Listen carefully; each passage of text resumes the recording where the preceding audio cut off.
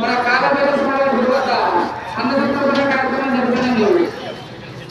ప్రతి నెల కూడా అమావాస్య రోజున మన కాలపేట గురువత గొప్ప అన్నదాన కార్యక్రమం జరుగుతుంది వల్ల ప్రతి ఒక్కరు కూడా మన కాలపేట సమాజాన్ని దర్శించుకుని ఆ స్వామివారి కమ్మకాలను నిర్వహించాలని మరి కోరుకుంటున్నాను.